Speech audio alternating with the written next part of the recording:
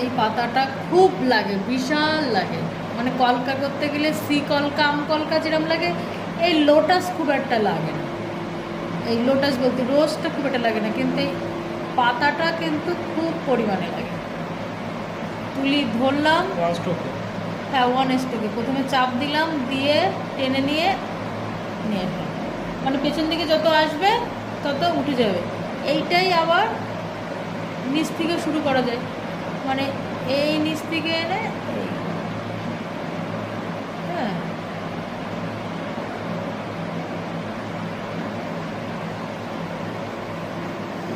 এটা 1 স্ট্রোকে হলো। আর ওই আরেকভাবে শিখিয়েছি আগের দিন, একে এইটা একে করে করা যাবে। আচ্ছা, এইটা তোমরা এরকম আঁকিয়ে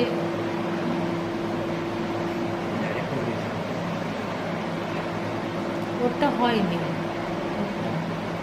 ওই জন্য এইটা দেখো এই ধরে টান ধরলাম, নিচের থেকে টেনে নিয়ে এসে বসিয়ে দিলাম। আর এইটা যখন করবে তখন ধরে টেনে নিয়ে এসে এই বসিয়ে দিলাম। ঠিক আছে, এই ধরলাম, ধরে টেনে নিয়ে এসে এই বসিয়ে দিলাম। সেম আবার ধরে নিচের দিকে নামিয়ে বসিয়ে দিলাম।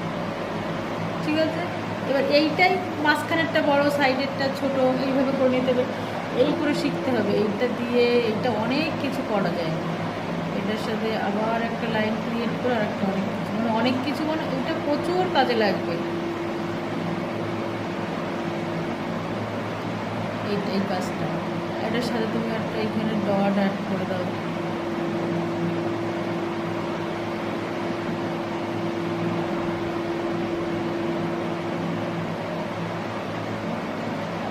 মধ্যে তো বের করতে হবে। এই জায়গা ফাঁকা লাগছে, তাহলে এইখানে আমি আর একটা ডট দিয়ে দেবো।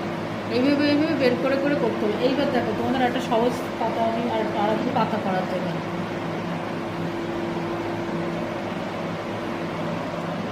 তাহলে তোমাদের ওখানে বেরিয়ে যাবে না,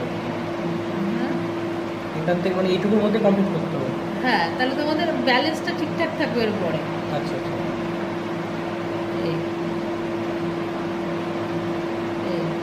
প্রথমে চেপে ধরেছি, মানে হালকা করে তারপরে চেপে ধরলাম, ওপরের দিকে আসছে ছেড়ে দিচ্ছি, চেপে হালকা করে ধরলাম, টেনে নিয়ে আসছি, চেপে ধরছি, ছেড়ে দিই। আর এইটারে আর একটু সুন্দর করার জন্য যদি চাই আমরা একটা লাইন দিতেই পারি এইভাবে। আমি এর নিচে একটা ধরো অ্যাড করে এখান দিয়ে টেনে আমি এখানে একটা পাতা করে দিলাম।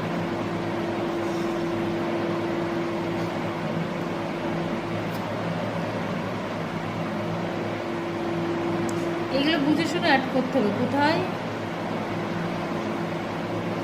অ্যাড করলে কি করলে ভালো লাগে, বুঝিস না বোঝো নাই, বাড়ালে কত রকম বাড়ানো যাবে।